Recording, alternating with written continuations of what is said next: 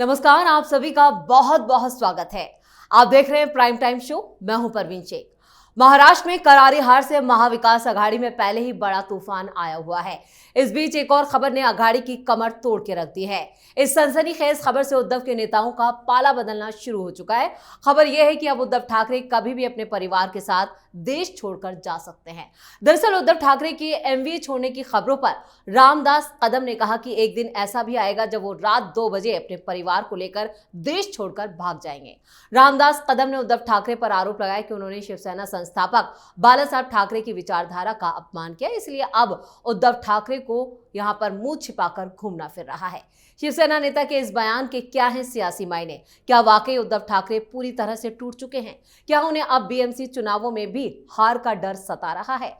इस पर चर्चा के लिए स्टूडियो मौजूद हैं कैपिटल टीवी के editor in chief doctor Manish Kumar. Sir, आपका बहुत बहुत स्वागत है। धन्यवाद। महाराष्ट्र चुनाव के नतीजे आते ही और जिस तरह से महाविकास अघाड़ी की शर्मनाक हार हुई है, उसके बाद लगातार उद्धव गुट की तरफ से या उद्धव ठाकरे के लिए एक के बाद एक बुरी खबरें आ रही है। देखिए, मैं इस चुनाव के शुरुआत से ही कह रहा हूं कि महाविकास अघाड़ी हारी, Uddhav Thackeray is going to be the biggest loser.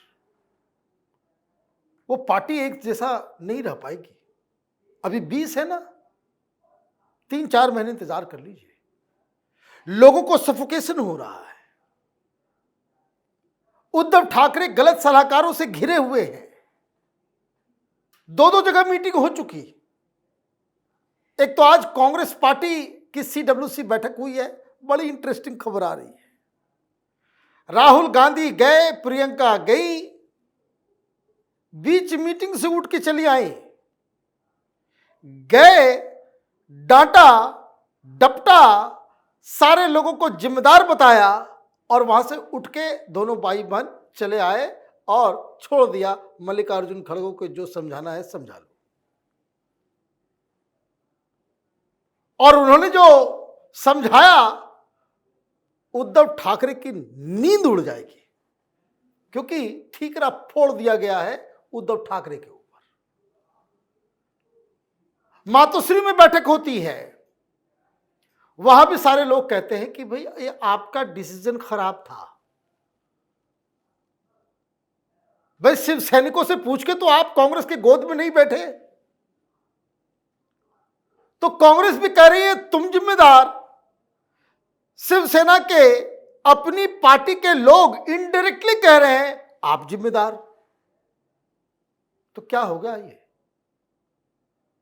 Uddhav Thackeray ना घर के रहे ना घाट के रहे, और अभी भी अपने सलाहकारों को साथ में लेकर के चल रहे हैं, जो उनके कानों में ये बता रहा है कि बीजेपी से लड़ना है तो कांग्रेस शरद पवार के गठबंधन के साथ रहेंगे, तब हम मजबूत रहेंगे। लेकिन सवाल यह है कि आपको कोई साथ रखना चाहेगा तब तो। इसलिए स्थिति न घर वाली न घाट वाली हो गई। कोई रखना नहीं चाह रहा। तो उद्धव ठाकरे को तो सेटबैक है। अब ईवीएम चिल्ला रहे थे। एक दिन और बीत गया, एक दिन और बाकी है। कल शायद लास्ट डेट है जब आप इलेक्शन कमीशन में वो जो आपने कहा कि 450 जगहों पे गड़बड़ियां हुई है, उसको लेकर के इलेक्शन कमीशन में आप फॉर्मल कंप्लेंट डाल रहे हैं या नहीं डाल रहे हैं, वो भी समझ में आ जाएगा। क्योंकि दिल्ली में जो सीडब्ल्यूसी की जो बैठक हुई, उसमें मल्लिकार्जुन खड़गे ने ही मुख्य रूप से भाषण दिया, कारण बताए कि क्या क्या वजह रही चुनाव हारने की, क्या गड़बड़ हुआ। कुल 18 पॉइंट में उन्होंने भाषण दिया और ईवीएम 18वें नंबर पे था। ईवीएम क्या था? 18वें नंबर पे था। मल्लिकार्जुन खड़गे उन्होंने बोलना शुरू किया। बोलते बोलते बीच में राहुल गांधी ने रोका, उन्होंने डांट फटकार की, वहां पे कहा कि आप लोगों से कुछ नहीं होगा, कुछ ड्रास्टिक स्टेप लेना पड़ेगा, और वो दोनों भाई बहन निकल गए और इनको छोड़ गए। कुल 18 पॉइंट में पहला पॉइंट जो था मल्लिकार्जुन खड़गे का, वो धन्यवाद प्रस्तावना। किसको? तो एमडी सीईओ गांधी परिवार is the owner of Congress party. Congress party just like a private limited company of Gandhi परिवार। तो मालकिन जीत के आई है। तो पहला जो पॉइंट था इस सीडब्ल्यूसी बैठक में अध्यक्षीय भाषण का, वो तो ये था कि प्रियंका वाड्रा को बहुत बहुत धन्यवाद, और थैंक्स गिविंग भाषण कल होने वाला है। वायनाड लोग जा रहे हैं। वायनाड के चक्कर में ही तो आधा चुनाव आप लोग हारे हो। कोई सारा एनर्जी उधर ही लग गया। और जो मुख्य बात, राहुल गांधी धमकी देकर के आए हैं कि 4-5 लोगों का दाना पानी उठने वाला है कांग्रेस पार्टी से। 3-4 लोगों की कुर्सी जाएगी। और जो कांग्रेस के सूत्र बता रहे हैं उसमें नंबर खड़गे का भी है, नंबर उसमें केसी वेणुगोपाल का भी है, उसमें नंबर जयराम रमेश का भी है, और उसमें नंबर पवन खेड़ा का भी है। 2 का जाना तो तय है, 2 का जाना तय है। यह राहुल गांधी धमकी देकर के वहां से निकल लिए। अब जरा कांग्रेस पार्टी के इनसाइडर्स क्या बता रहे हैं जी। इनको मालूम था कि चुनाव हार रहे हैं, इसलिए ईवीएम 18वें नंबर पे है। सीडब्ल्यूसी के मेंबर हैं चिदम्बरम साहब जी, उन्होंने ही आज बयान दिया। उनके बेटा है कार्ति चिदम्बरम, उन्होंने भी बयान दे दिया। कांग्रेस पार्टी के कई सारे लोग बाहर निकल करके कह रहे हैं कि भाई चुनाव हम भी लड़े, we never face the problem of EVM. ये बेकार की बातें हैं। पार्टी के अंदर से ही लोग कहने लग गए कि ईवीएम के ऊपर सवाल खड़ा करना ये बेवकूफ़ी है, हम लोगों को अपना हिसाब किताब देखना पड़ेगा। और इसीलिए ये जो ईवीएम जो राहुल गांधी कर रहे हैं, वो ईवीएम अध्यक्षीय भाषण में 18वें नंबर पर लास्ट पॉइंट था। 2 से 12 ये कांग्रेस पार्टी के खामियों के बारे में उन्होंने बताया, और 12 से 17 उद्धव ठाकरे और अलायंस पार्टनर की कमियों को बताया, चारों तरफ से। लेकिन एक बड़ी इंटरेस्टिंग स्टोरी आई है। कहां से? कांग्रेस के इनसाइडर के द्वारा। तो क्या अब ये खुद ही बताने लग गए कि भाई ये तो हारना तो दिखा ही हुआ था। क्यों? कांग्रेस पार्टी, जैसा कि मल्लिकार्जुन खड़गे ने कहा कि लोकसभा चुनाव के बाद जो मोमेंटम बना था, हम लोगों ने अपने कुकर्मों की वजह से उस मोमेंटम का इस्तेमाल नहीं कर सके, इसलिए हरियाणा भी हार गए और महाराष्ट्र भी हार गए। तो भाई ये तो जानकारी आपके पास पहले से थी। कांग्रेस पार्टी ने ही अपना सर्वे करवाया था, और वो जो सर्वे हुआ था उसमें टोटल 103 सीटों के ऊपर सर्वे कराया गया, और 103 सीटों के ऊपर जो सर्वे किया गया, जो सर्वे से जुड़े हुए लोग, जो लीडर्स हैं कांग्रेस पार्टी का, जो सर्वे को बकायदा कंडक्ट करवा रहे थे एजेंसीज के जरिए, उनके मार्फत ये खबर आई है कि 57,309 लोगों से बातचीत की गई थी 103 सीट्स के ऊपर। बहुत बड़ी संख्या। और उस समय इतना बड़ा, अगर आप 57,000 लोगों से बातचीत कर रहे हैं और 103 अलग अलग सीटों पर जाकर के बात कर रहे हैं, यू न्यू द रिजल्ट। क्योंकि उसमें जो सबसे बड़ी चीज, एक सवाल पूछा गया उस सर्वे में कि लाडकी बहन योजना के बारे में आपको मालूम है? 88% लोगों ने कहा हां। मतलब ये योजना, बहुत सारी ऐसी योजनाएं होती है, आम जनता से पूछो उसको मालूम नहीं होगा, लेकिन लाडकी बहन योजना ये जन जन तक पहुंचा और लोगों को मालूम हुआ, तो ये अपने आप में एक सक्सेसफुल सिस्टम था। और उसमें 82% 88% लोगों ने कहा हां हमको मालूम है, और उसमें 82% रिस्पोंडेंट सेड कि there was a beneficiary of the scheme in their family. कैसे जीतोगे? लेकिन सर, जो ये सर्वे का आप जिक्र कर रहे हैं, क्या ये सर्वे की सच्चाई उद्धव ठाकरे से भी छिपाई गई? ये कांग्रेस पार्टी को मालूम था, कांग्रेस पार्टी ने ये सर्वे कराई थी, और उसमें जो 82% लोगों ने कहा कि हां हमारे परिवार में किसी न किसी को मिल रहा है, मैं जानता हूं, 17% लोगों ने कहा कि they are going to change their voting preferences. Change the voting preferences का मतलब क्या हुआ कि लोकसभा में हमने कांग्रेस पार्टी को वोट किया था, 17% स्विंग इधर हो गया। भाई जो बीजेपी को दे रहे हैं वो थोड़े ना बोलेंगे कि भाई हम चेंज करेंगे। 17% ऑफ देम सेड कि हम अपने चॉइस को बदलेंगे। ये तो गेम ओवर। आपके पास ये जिस दिन रिपोर्ट आई उसी दिन आपको सरेंडर कर देना था, और ये कोई इधर उधर नहीं। क्या हुआ? क्या आप शॉक में चले गए? सारा कुछ हो गया। उस सर्वे के मुताबिक ही आपको बता दिया गया कि ये जो लोकसभा में आप फन्ने खां बन करके आए वो विधानसभा में नहीं चलने वाला है। और जो कांग्रेस के इनसाइडर हैं उन्होंने बताया कि ये सारी चीजें बता दी गई थी, ये सारी चीजें बता दी गई, और इसीलिए अब ईवीएम का रोना रोना बंद करना चाहिए। आपने इसलिए लूज किया क्योंकि आपने जो खटाखट और जो योजनाएं जो ये फ्री कर देंगे वो फ्री कर देंगे, लोगों ने उसे बाय इसलिए नहीं किया क्योंकि कर्नाटक के अंदर, तेलंगाना के अंदर और हिमाचल प्रदेश के अंदर आपकी खटाखट योजनाएं नहीं चल रही हैं। आपके लीडर कह रहे हैं कि इसको वापस लेंगे, वहां सैलरी नहीं मिल रही है। लोगों को समझ में आ गया कि इनसे नहीं हो पाएगा, इनसे नहीं हो पाएगा, तो फिर ईवीएम क्यों?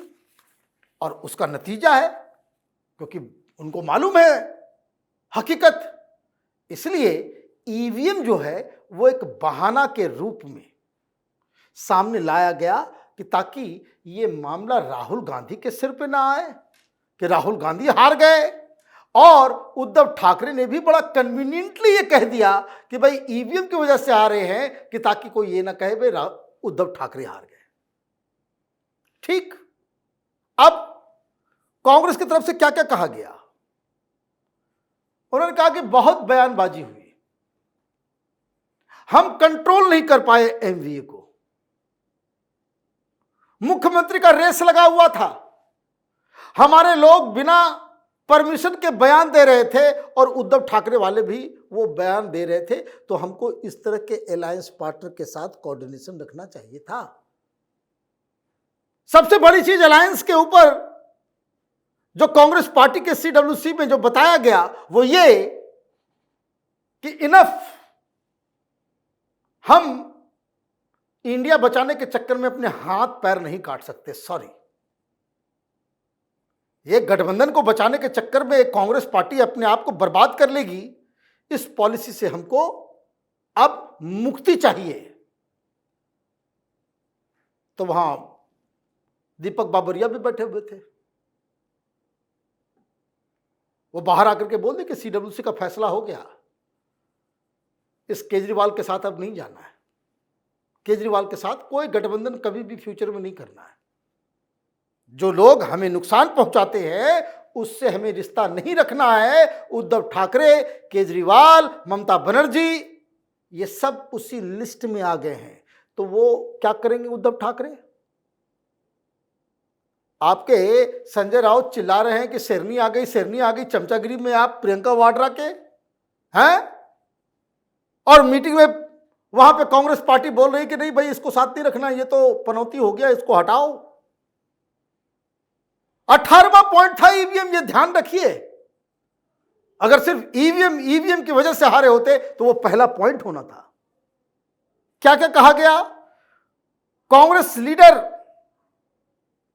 उसके ऊपर पूरा ठीकरा फोड़ा गया है कि आप लोकल मुद्दे को नहीं उठा पाए। बहुत ही स्मार्टली मल्लिकार्जुन खड़गे ने कहा कि इस हार के जिम्मेदार महाराष्ट्र में कांग्रेस लीडर है, और बड़े अच्छे तरीके से घुमा दिया। कहा कि आप क्यों नेशनल मुद्दे उठाते हो? अडानी आप कर रहे हो, आप ये सब कर रहे हो, ये सब तो नेशनल मुद्दा है। यहां दिल्ली में हम लोगों को उठाने दीजिए। आपने महाराष्ट्र के अंदर का लोकल का कोई मुद्दा आप उठा नहीं पाए, तो ये मसला है। Lack of motivation. अरे हुजूर, मोटिवेशन आएगा कहां से?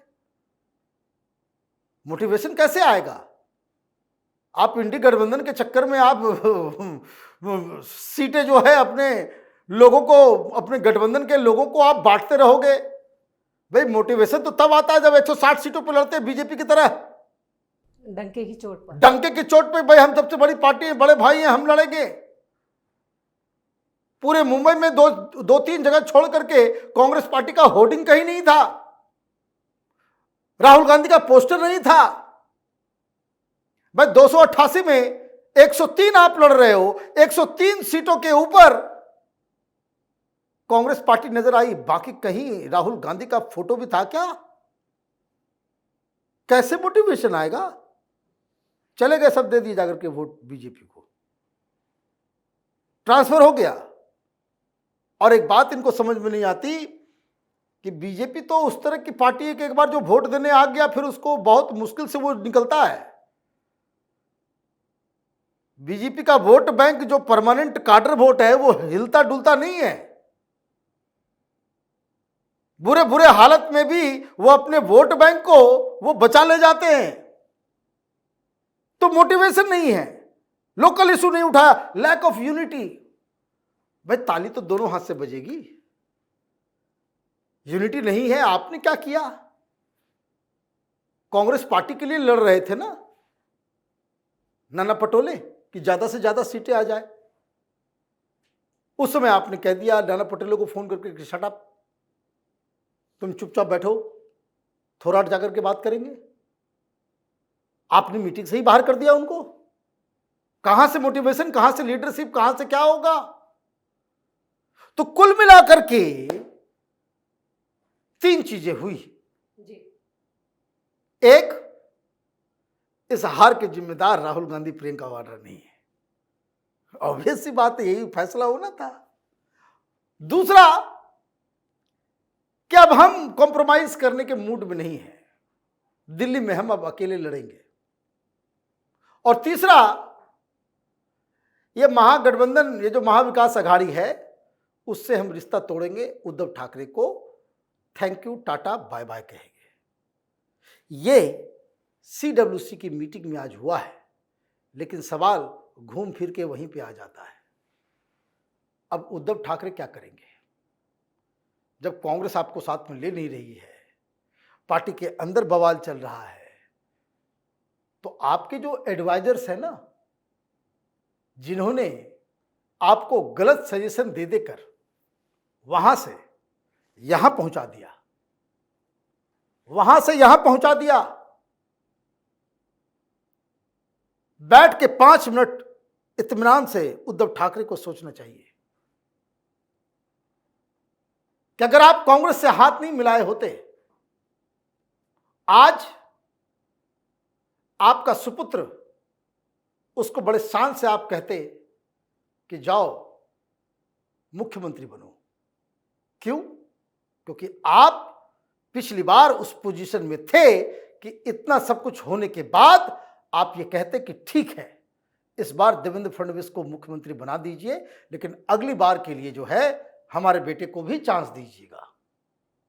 तो आज आदित्य ठाकरे एक टूटे फूटे पार्टी के वो नेता नहीं होते, आज मुख्यमंत्री के पद पे जो है वो चमक धमक रहे होते, ये हालत नहीं होती। तो ये जो राजनीति में जो लोग गलत सलाहकारों से घिरे हुए होते हैं, वो आइदर राहुल गांधी बन जाते हैं या फिर उद्धव ठाकरे। चलिए, इस तमाम जानकारी के लिए और सटीक विश्लेषण के लिए आपका बहुत बहुत धन्यवाद। धन्यवाद। तो महाराष्ट्र की सियासत में एकनाथ शिंदे से मुंह के खाने के बाद उद्धव ठाकरे कहीं नजर नहीं आ रहे, बल्कि ईवीएम का रोना भी संजय राउत ही कर रहे हैं।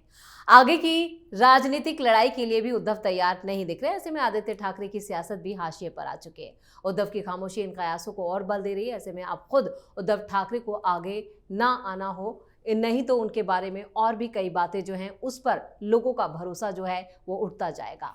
यानी कि कांग्रेस के साथ साथ उद्धव ठाकरे की जो सियासत है वो पूरी तरह से महाराष्ट्र में हाशिए पर पहुंच चुकी है और लगातार यहां पर जो उनकी स्थिति है और ज्यादा महाराष्ट्र में कमजोर हो रही है। तो इस खास शो में इतना ही। वीडियो कैसा लगा कमेंट करके अपनी राय जरूर दें। वीडियो को लाइक करें, शेयर करें और कैपिटल टीवी को सब्सक्राइब जरूर करें। धन्यवाद।